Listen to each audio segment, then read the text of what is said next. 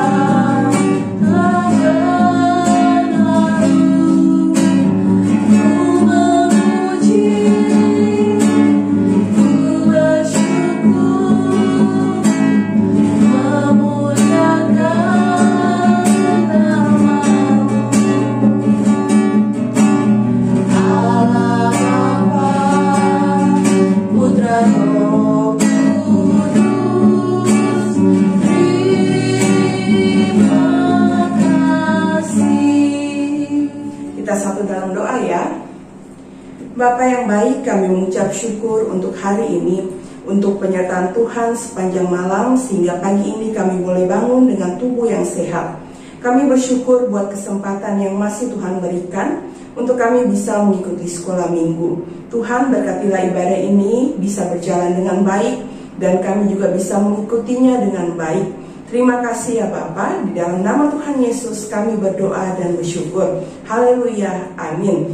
Nah adik-adik, Lose aja kita semua bangkit berdiri, kita angkat pujian bersyukurlah. Ikuti gerakannya bersama dengan Lose ya. Na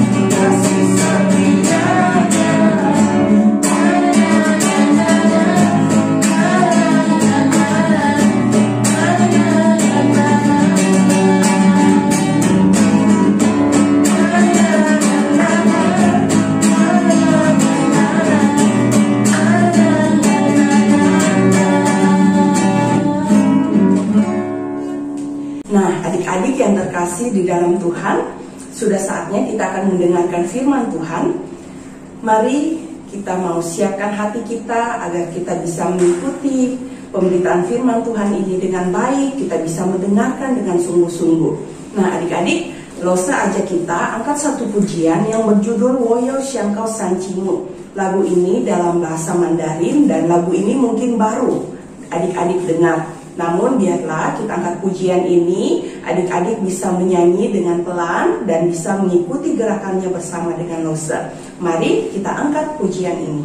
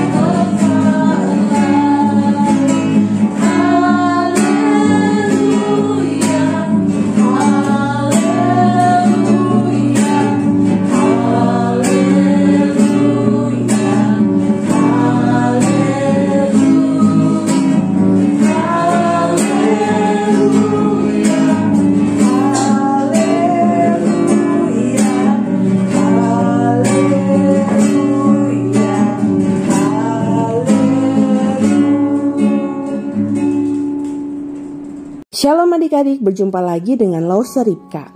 Nah adik-adik, kita mau mendengarkan firman Tuhan, tetapi terlebih dahulu kita berdoa ya. Mari kita satu di dalam doa. Tuhan Yesus, terima kasih untuk hari ini. Kami boleh bangun dengan tubuh yang sehat, semua karena kasih anugerah Tuhan di dalam kehidupan kami.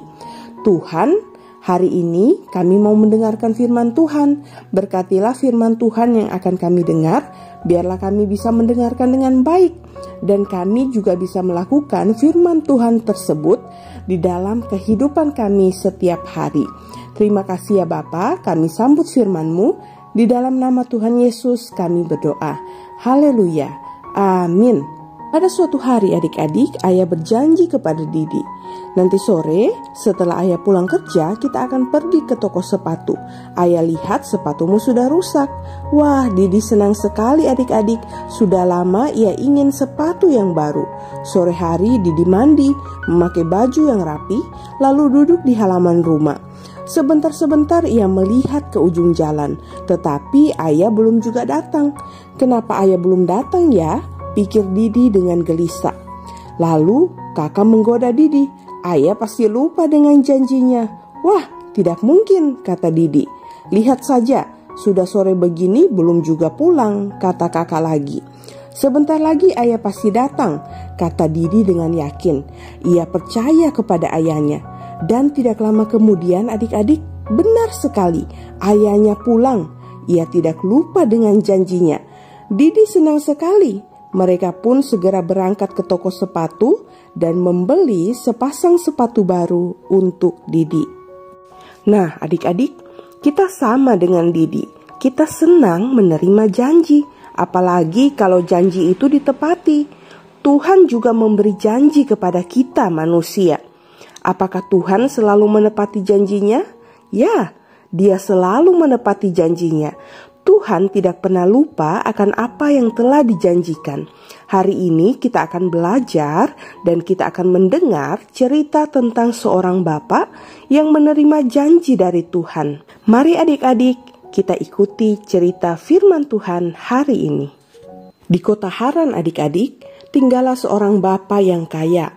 Bapak ini bernama Bapak Abraham dan istrinya bernama Sarah. Mereka belum punya anak. Suatu hari Tuhan berkata kepada Abraham, "Abraham, pergilah dari Haran, tinggalkan rumah dan saudara-saudaramu. Pergilah ke suatu negeri yang akan kutunjukkan kepadamu. Ingatlah, aku akan memberkati engkau." Abraham adik-adik, dia percaya kepada Tuhan. Ia segera mengajak Sarah untuk berangkat. "Kita akan pergi kemana?" tanya istrinya. "Aku tidak tahu, tetapi Tuhan akan tunjukkan kepada kita." Nah, adik-adik, mereka bersiap-siap. Sarah membungkus barang-barang yang akan dibawa, sedangkan Abraham menyuruh hamba-hambanya untuk mengumpulkan ternak, karena semua ternaknya akan dibawa.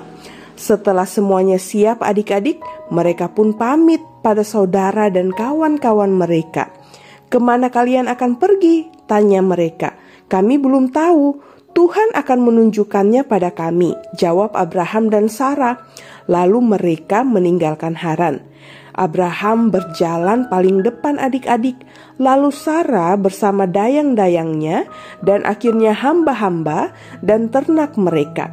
Mereka berjalan terus dipimpin oleh Tuhan. Akhirnya adik-adik, sampailah mereka di Kanaan, suatu negeri yang indah dan subur. Disitulah Tuhan berkata kepada Abraham, "Abraham, negeri inilah yang akan kuberikan kepadamu dan anak cucumu." "Tapi saya belum punya anak," kata Abraham kepada Tuhan.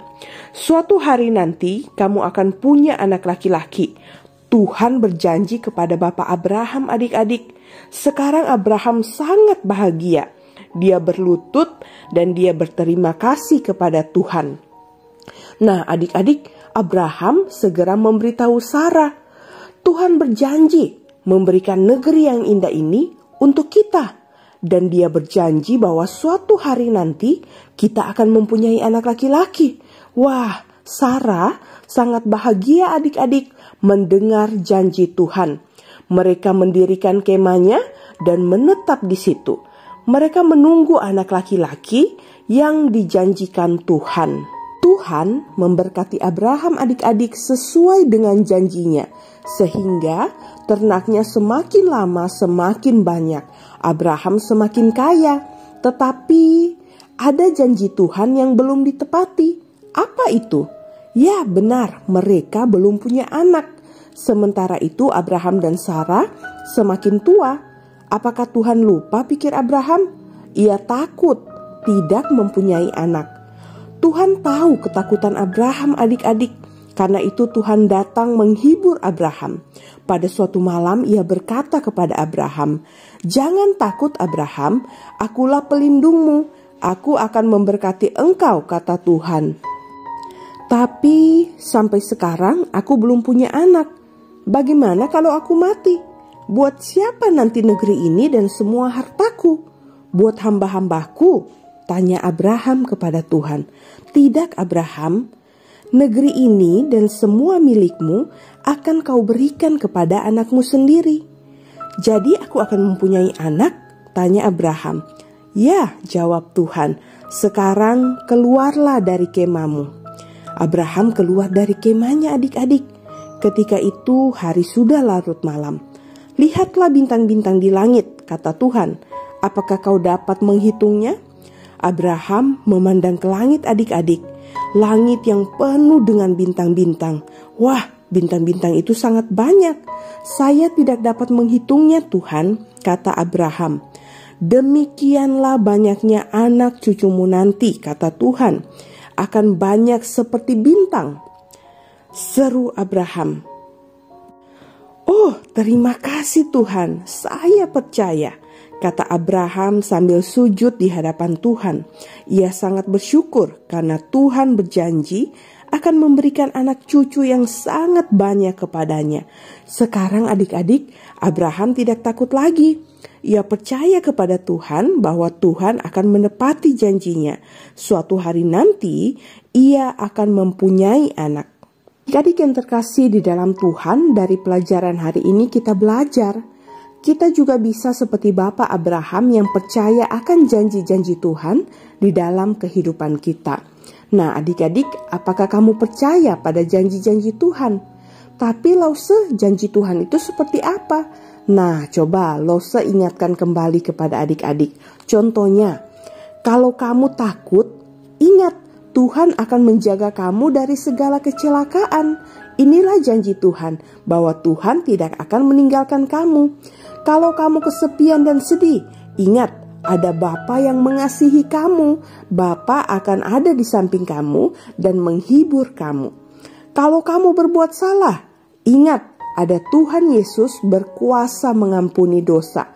Tuhan berjanji akan mengampuni dosa kamu, asalkan ketika kamu berbuat dosa, kamu ingat untuk datang kepada Tuhan dan memohon ampun kepada Tuhan akan dosa-dosa yang kamu lakukan. Nah, adik-adik, kita bisa membaca janji Tuhan di dalam Alkitab. Kalau adik-adik misalnya belum bisa membaca, kalian bisa minta tolong papa dan mama atau kakak kalian untuk membacakannya untuk kamu. Nah, adik-adik, setiap hari Minggu di sekolah Minggu, kita belajar lebih banyak lagi janji Tuhan.